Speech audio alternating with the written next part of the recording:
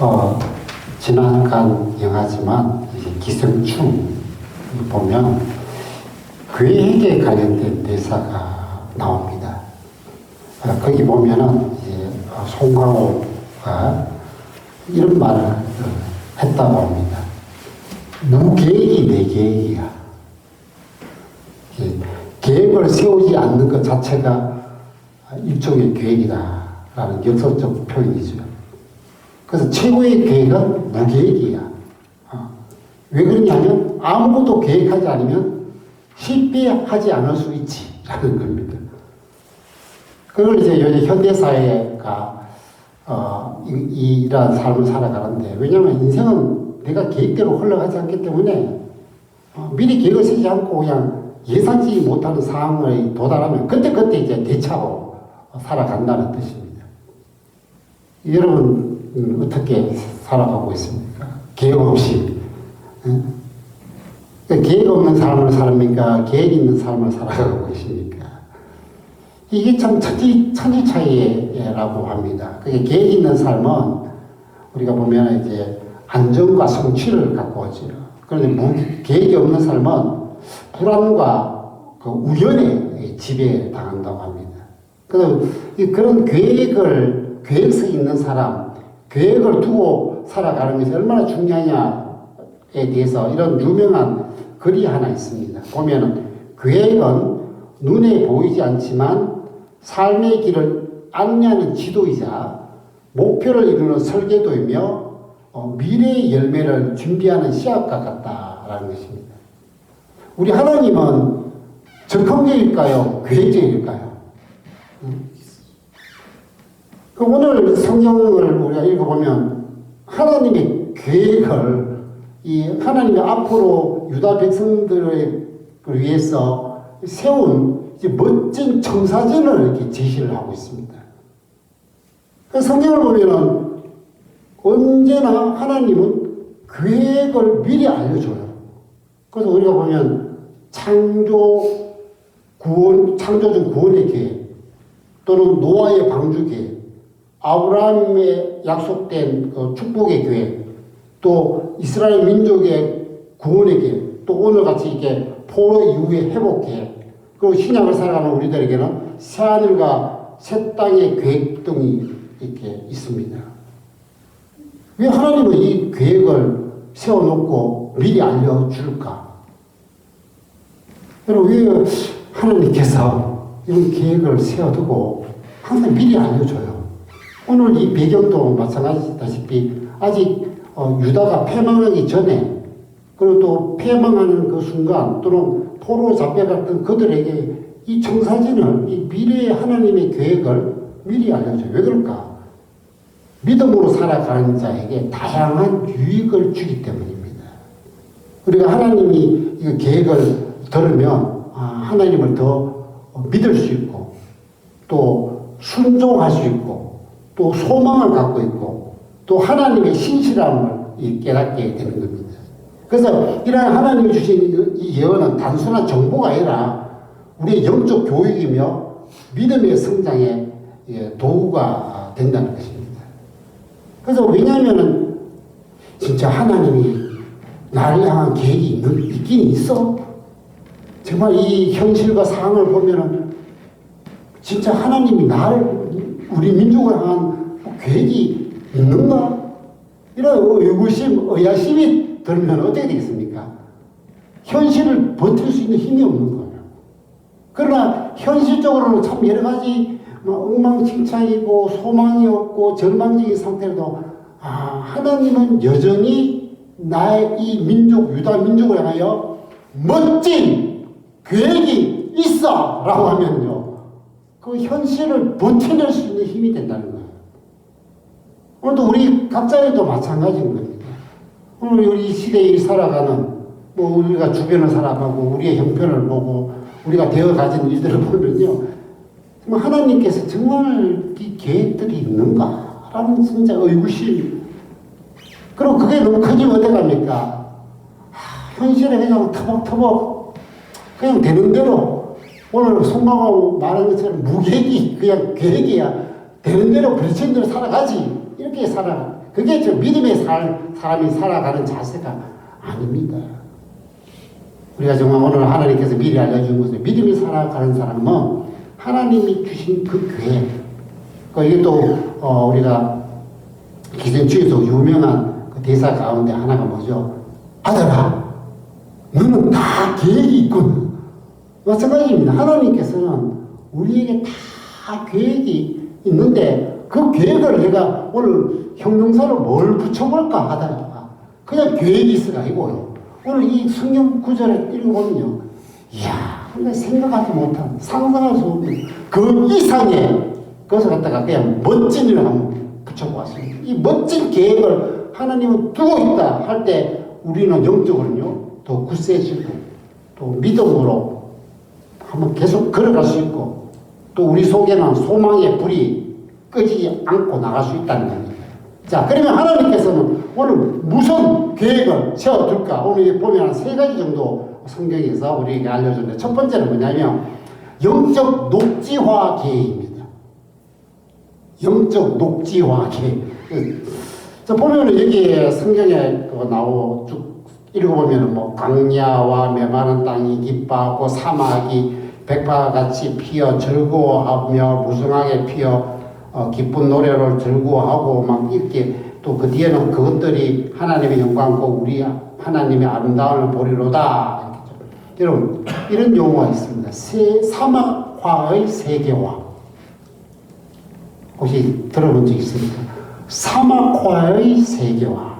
정말 이 충격적인 보고가 하나 나왔습니다. 거기 보면은 1981년부터 지구 전체 토지 면적의 24%가 이미 사막화되었다고 합니다.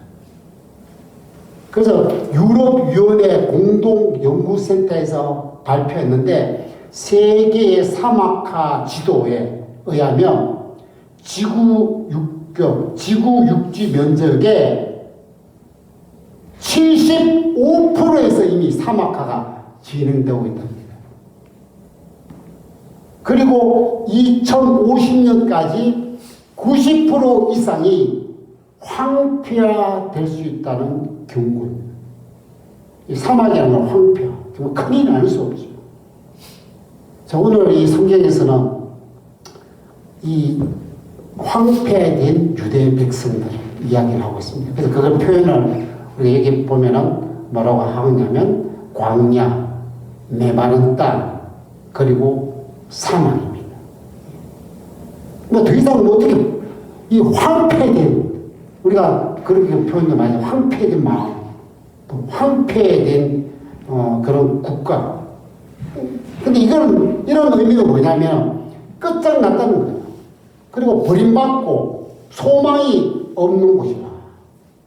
그러니까 이게 역사적 배경으로는 아수르 군대가 해서 전국도가 유린당하고 예루살렘 성만 포위됐을 때 온 나라가 다 황폐화됐어요. 그리고 또 오랫동안 바벨론에서 포로 생활을 했는 유대인들을 보면서 이 민족은 완전히 황폐화됐어 라고 그렇게 합니다. 그런데 사막화의 반대가 뭐냐면요, 이게 녹지화 프로젝트가 있습니다. 그 세계에서는 지금 10개 정도의 대규모 녹지화 프로젝트를 지금 시행 중에 있습니다. 그러니까 우리가 토지나 생태를 복원한 건데 그 중에 대표적인 것이 뭐냐면 그레이트 그린 월. 여기 아프리카 사해 지역에 형성되어 있는데 여기 나무 심기뿐만 아니라 지속 가능한 토지 이용, 생계 지원, 지역 사회 개발을 함께 추진해서 사막화된 땅을 녹지화하면서 농업, 목축, 지역 공동체의 생존 기반을 회복하려고 애쓰는 겁니다. 여러분 이스라엘 지역에 가면 저번에 우리 쿠르드 그 선교사님이 레바논이 지금 머물고 있잖아요. 그래서 레바논 하니까 그쪽에 우리 백향목 있잖아요. 오늘 성경에서 이스라엘 그 지역에서는 가장 아름답고 멋지고 풍광이 뛰어나게 정평인 곳이 세 군데가 있습니다. 그게 뭐냐면 레바논의 백향목, 그리고 갈멜의 상수리나무, 그리고 사론의 온갖 풀과 꽃들. 이것은 뭐냐면 황폐한 땅과 이 새 지역은 극과 극을 이룬다고 합니다. 그래서 오늘 하나님께서는 앞으로의 계획이 뭐냐면 완전히 황폐화되어 있는, 거의 소망도 없고 끝장나고 미래가 없는 이 완전히 그죠? 더 악화되는, 더 이상 손 쓸 수 없는 이 유다 백성을 향하여 뭐 하겠다고요? 영적 녹지화 작업을 만들어내겠다. 그래서 노예인 유다를 해방된 유다로, 폐허된 예루살렘 성을 다시 찬란한 예루살렘으로 재건하고 무너진 국가를 다시 새롭게 재탄생해 버리겠다. 그런데 하나님께서는 이러한 땅에 의해서 비유가 아니고 한 가지 더 비유를 하나 더 하는 게 있습니다. 그리고 오늘 성경에 계속 나오는 게 뭐냐면 더 이상 어떻게 할 수 없는 약한 손. 여기 사람이요 완전히 기력이 잃고 힘이 떨어지면 어떻게 하면요 숟가락 들기도 힘든 상황. 여러분 혹시 숟가락 들지 못하는 그런 상황 본 적 있습니까? 이 숟가락 들지 못하는 건요 뭐 이 현실에서 아무것도 할 수 없다는 거예요. 그래도 하나 보면은 전혀 버틸 수 없는 떨리는 무릎이에요. 여러분 무릎이 이렇게 떨리는 게 오금이 저린다 하거든요. 제가 우리 사모가 전에 막 배웠지만은 우리가 저기 그랜드 캐니언이나 아니면 스카이워크를 가면요 제가 갑자기 오금이 막 무릎이 막 떨려가지고요. 그러면 어떻게 했냐? 한 걸음도 앞으로 못 걸어요. 그리고 또 하나는 뭐냐면 여기 이스라엘의 그 겁내는 마음, 용기의 반대말이죠. 겁이 난다는 거예요. 이게 그래서 기가 있느냐 없느냐. 그래서 기라는 거는 용기, 패기, 군기, 사기 등등 있습니다. 여러분 기를 갖고 있어야 우리가 앞으로 뭔가를 해낼 수 있는 거예요. 근데 겁이 나면요 아무것도 못 해내는 거예요. 지금 유다 백성이 그런 상태랍니다. 이 포로나 아니면 포위되는 상태에서 이 유다 백성이 뭐냐면요 아무것도 어떻게 할 수 없이 겁이 나가지고 있는 그러한 상태. 그래서 이런 세상과 이 사탄은 이 유다 백성들에게 뭐라고 하냐면 이 두려움을 주고 길을 꺾어버려요. 그 길을 꺾인 사람에게 특징이 뭐냐면 나는 아무것도 할 수 없어. 나는 안 돼. 나는 어쩔 수 없어. 이러한 마음을 들게 합니다. 오늘 우리 이 시대에도 여러분들 믿음의 삶에서 걸어갈 때 항상 이 세상, 거대한 이 세상의 움직임과 또한 이 악한 사탄의 역사가 우리 속에 마음 깊이에서 언제나 들려오는 소리가 뭡니까? 너는 안 돼. 너는 아무것도 할 수 없어. 너가 어떻게 해볼 건데? 그러한 불안정과 그리고 할 수 없다는 회피와 그리고 과도한 긴장과 소극적인 자세를 만들어버립니다. 그런데 이때 하나님께서는 우리에게 주신 말씀이 뭐냐? 용기 백배한 믿음을 공급시켜줍니다. 용기 백배.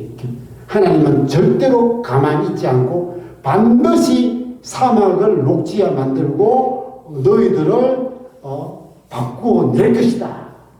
라는 것입니다. 여러분, 그때 그 유다 백성들은 어떤 상태를 했냐면요. 여러분, 70년 동안 세월이 변치 않았어요. 여러분, 세월이 가까운 세월 때 가면요. 사람이 어떻게 했냐면 아무것도 바뀌지 않고 아무것도 뭐 새로워지지 않고 있으면요. 여러분, 주저앉게 돼 있습니다. 그리고 또 강력한 바벨론은요. 개소의 도도에 흐르는 그 강물처럼 흘러갔어요. 이야, 이 거대한 대제국 망하겠느냐고. 그리고 자신들의 그 형편은요, 노예의 형편은 조금도 바뀌지 않습니다. 그때 하나님이 들려주신 말씀이 뭐냐? 하나님이 깨우신 말씀이 믿음의 용기의 선포입니다. 그래서 우리가 성경 말씀을 들을 때는 정말 이 유대 백성처럼 때로 호황하고 허탄하고 허상처럼 될 수 있습니다. 왜냐하면 어둡고 지치고 시달리는 이 상황에서 그게 우리 제자들이 그 강력한 그 바람 앞에서 그 어둠 속에서 시달리고 있잖아요. 추위에 떨고 있잖아요. 아무리 노력해도 앞으로 나가지 못하는 그런 상태에 있잖아요. 그때 하나님은 말씀을 들려줍니다. 그 믿음의 용기. 그래서 하나님께서는 어떻게 하든지 우리에게 용기와 믿음을 붙들고 내가 반드시 영적 사막화된 너희들을 영적 녹지화 계획을 진행시키겠다.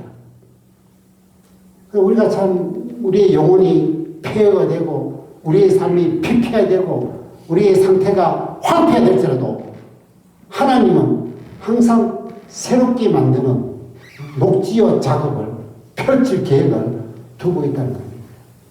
그리고 두 번째로는 오늘 말씀을 보면 하나님은 정상화 계획을 세우고 있다. 정상화.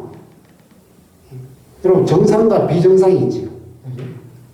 정상은 본래 목적대로 작동되는 거고 비정상은 기능과 방향이 어긋난 상태입니다. 어긋난. 이 세상은 왜 이렇게 어긋난 비정상이 많으냐? 우리 성경에 들어보면 이렇습니다. 하나님께서 정상적으로 창조된 세계를 보면서 이렇게 말씀합니다. 참 하나님 보시기에 참 좋았더라. 그때는 모든 게 정상적이었어요. 그러나 인간이 타락하자마자 어떤 일이 벌어집니까? 하나님 보시기에 참 기가 막히구나. 그래서 우리가 하나님 앞에서 서서 같이 이 세상을 보면서 똑같아요. 세상은 참 좋았더라가, 좋구나가 아니고 참 기가 막히구나.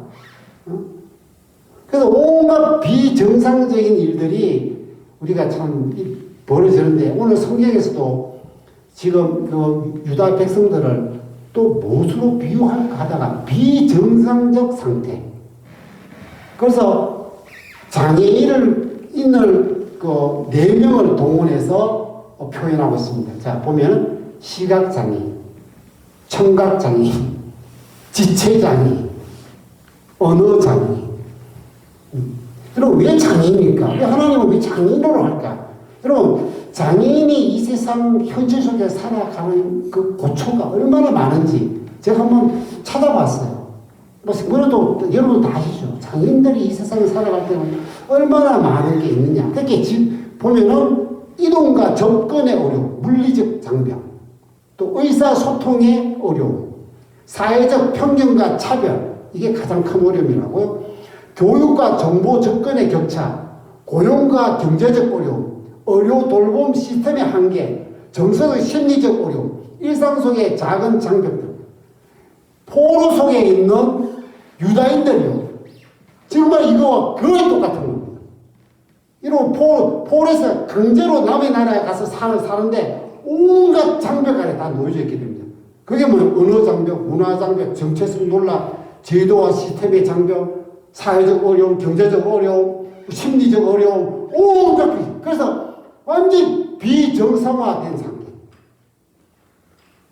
그럼 우리가 저번에 우리 쿠르드 승상이 왔잖아요. 쿠르드. 참 쿠르드라는 나라는 지금 국가가 없잖아요.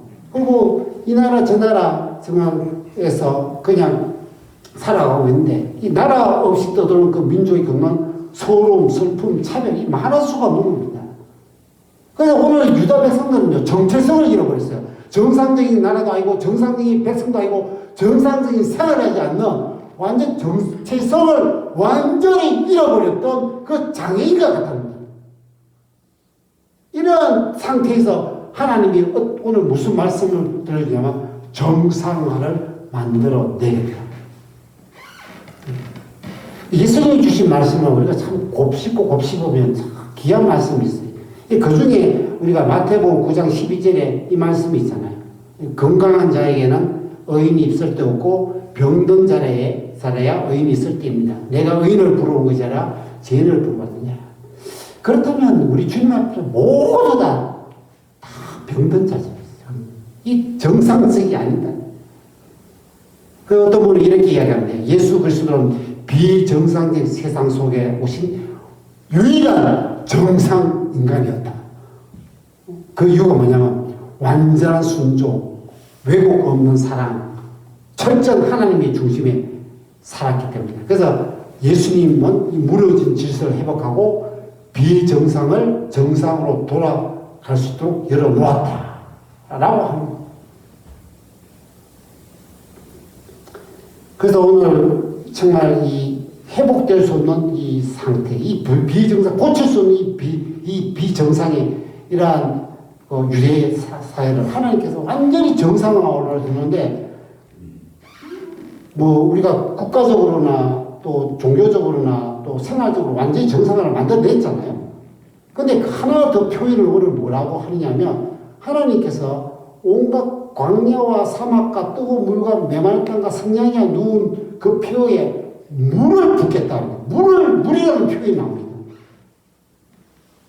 오늘 여러분 알다시피 광야나 모든 메마른 곳이라 이런 데는요, 물만 있으면 바뀝니다. 물만 있으면 모든 것이 완전히 바뀌어요. 사막에 계속 비가 오고 하면요, 이 촌이 되버립니다. 광야에 계속 비가 오면요, 숲풀이 되고, 아까 말씀했었던 그런 갈멜산, 레바논, 샤론 땅이 됩니다. 문제는 물이 없기 때문에. 물이 안 되게. 왜 물이냐? 오늘 여기서 알려주는 게 뭐냐면, 물 하면 뭐가 연관시킬 수 있냐면, 생수의 강이신 성령님입니다. 그래서 성령님이 우리 인간에게 오면 모든 인간 영혼의 상태는 정상화로 만들어 간다. 그렇게 성화, 영화로 바뀌어 간다는 그런 의미가 있습니다.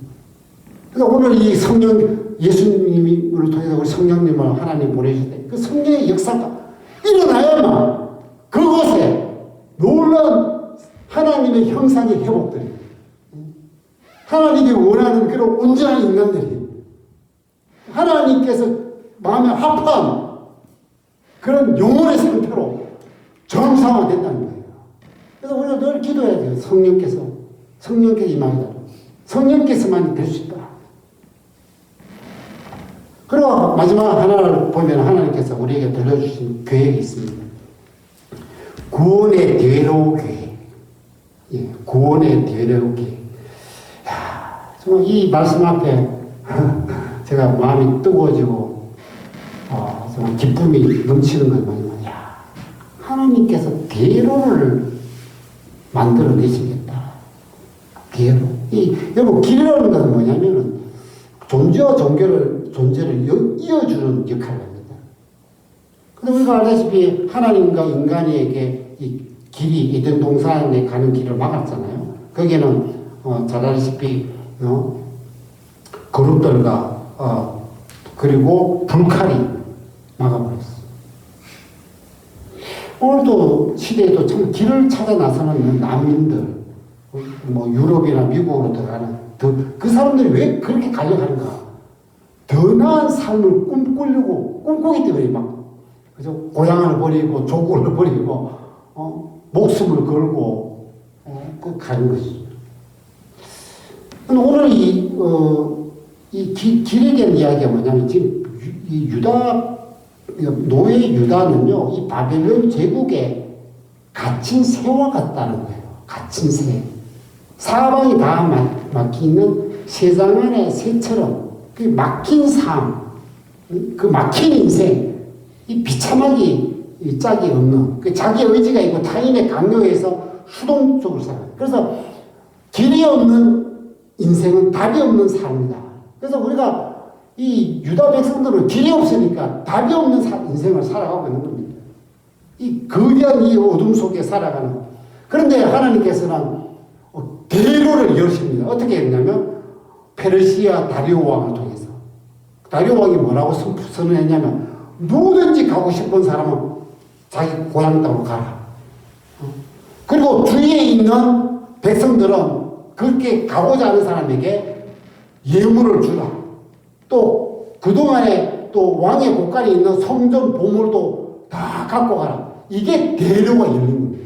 어느 날 갑자기 유다 백성들에게 노예 신분이 철폐되고 고국으로 누구든지 마음대로 갈 수 있는 자유 이용권, 그렇게 우리 자유 비자가 주어지고, 그리고 갈 때 주위에서 보호하라. 그리고 하나님의 성전에 있는 그 보물을 갖고 가는 대로가 열리는 순간이었어요.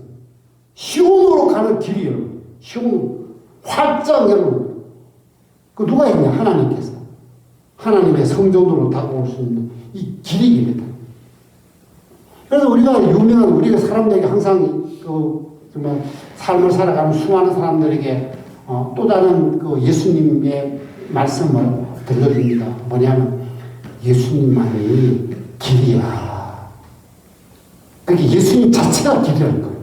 예수님이 길을 만든 게 아니고 예수님 자체가 길이기 때문에 예수를 믿으면 다 길이 열리는 거예요. 하나님께로 나가는 길, 삶의 길, 모든 길이에요. 그래서 성경에는 길이 열리는 장면, 그 사건들, 그리고 이적들을 많이 이야기하고 있어요.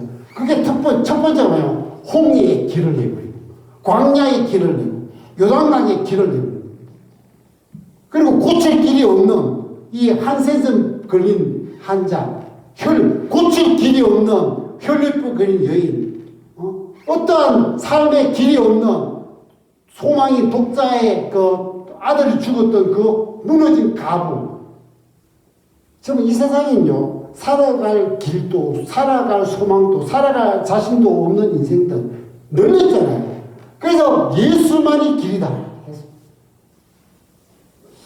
제 인생에서도 참 길이 막힐 때 어떻게 할 수 없는 그런 순간순간 막힌 삶 앞에 놓여질 때가 굉장히 많았습니다. 뭐 질병 문제도 마찬가지고, 사형 문제도 마찬가지고, 생활 문제도 마찬가지고, 이민 문제도 마찬가지고. 근데 제가 이 말씀을 보면서, 그리고 뭐 하나님 아버지께 나가는 길도 마찬가지고,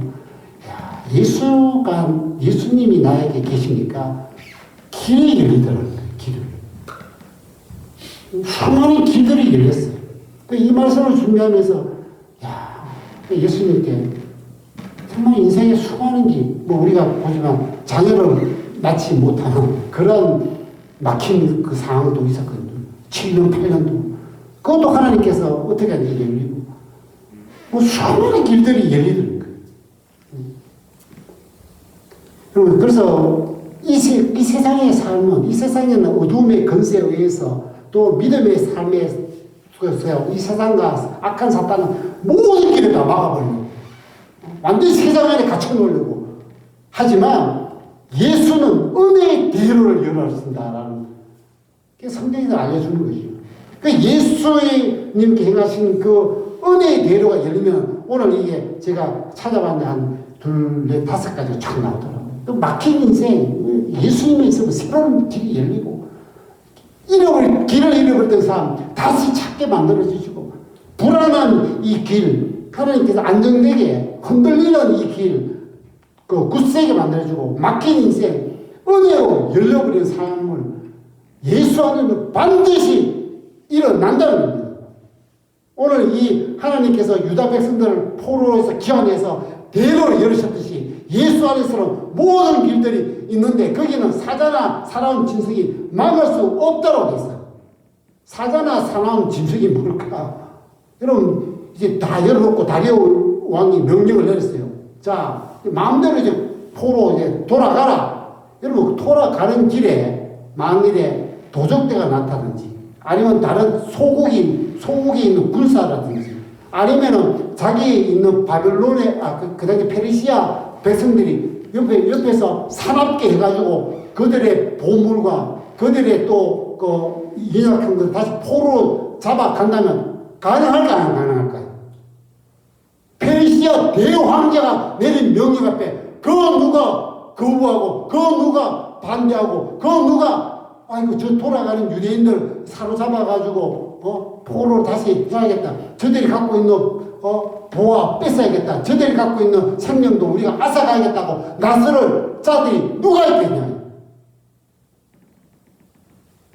아무도 없습니다. 나타났다가는 페르시아 대황제의 명령에 지옥 끝에 가서도 잡아가지고 처리하겠죠. 오늘 하나님께서 열어주신 대로를 어떤 세상이, 어떤 악한 것들이 우리를 막을 수 있느냐. 그래서 거기에는 뭐가 있냐면 자세히 기기를 보면 오늘 나오는 게 뭐냐면 노래가 있다는 거예요. 노래. 여러분, 이 구원이 하나님께 나가는 길에는 백성들이 기쁨의 노래가 있다. 저도 가끔씩 한 번씩 가만히 내 영혼이 뭐를 하나님께 드리는 찬양이 있을까라고 그게 놔둬요. 그래서 밤에 침대나 아니면 고요한 거나 아니면 옛날 기도원이나 그냥 그 내용을 그냥 그대로 놔두면 드러내서 뭐 하고 있느냐라고 이렇게 해보면은 보통 영혼은 찬양을 하고 있어요. 찬양이 많이 나와요. 그 중에 제가 이렇게 내용으로 가만, 저도 의식적으로 아니고 그냥 가만 놔두면 찬양이 나오는데 보혈의 찬양이 굉장히 많이 나와요. 내가 무의식적으로 내가 이 찬양을 부르겠다고 하는 게 아니고 그냥 내 영혼을 두면 보혈의 찬양, 예수 보혈, 보혈의 능력, 보혈의 그 은혜, 그것들이 계속 나와요. 그리고 또 가만 놔두면 이 영혼은요, 항상 주님의 이름을 찬양해요. 예수 나의 소망, 예수 나의 힘. 그리고 소망의 찬송. 영광스러워. 여러분, 왜냐하면 우리는 주님의 구원받은 백성, 하늘나라 가는 순례자, 하나님에 속한 사명자이기 때문에 우리의 영혼은 그걸 잘 알고 있습니다, 이미. 그래서 우리가, 그렇게 했던, 보면 역사적으로 보면, 그 사도 바울 같은 빌립보 감옥에서 매맞고 있을 때, 여러분, 찬양 소리가 그 영혼에서 나온 거예요. 로마의 콜로세움에 있는 수많은 성도들이 그 잡혀가가지고 거기서 뭐 했냐면, 찬양 소리가 나오더래요. 그리고 천명을 하는 타이타닉 속에서도요, 믿음의 사람들은요, 거기서 찬양을 나오죠, 영혼이.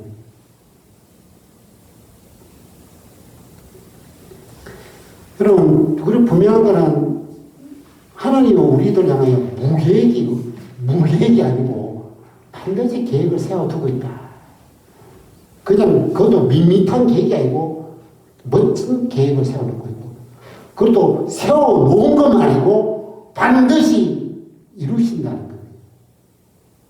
거예요. 우리가 삶에서 하나님은 나를 향한, 우리 가정을 향한, 우리 교회를 향한 이 계획을 갖고 있구나 라고 했을 때 우리가 어떤 절망적인 상황, 어떠한 희망이 보이지 않는 상황, 어떠한 막막한 속에서도요, 우리가 믿음을 흔들리지 않고 나아갈 수가 있다는 겁니다. 이 계획은 언제까지 실행되냐? 이 유다 백성이 하나님의 도시 시온성에 도착해서 그 성전에서 예배 드릴 때까지 우리 모든 성도들이 하늘나라 그 도달할 때까지 하나님께서는 이 계획을 이루어 가시고, 그리고 기억하십시오. 오늘 하나님께서는 여러분 각자에 향하여 멋진 계획을 갖고 사실 잊지 마시고, 여러분 이민자의 삶, 때로는 좀 믿음의 걸음의 삶, 온갖 것이 안 되는 상황 속에서도 현실을 넘은 하나님의 계획은 반드시 세워졌고 이루어가기 때문에 그 믿음으로 나아가는 저와 여러분 되시기를 주님의 이름으로 축원드립니다.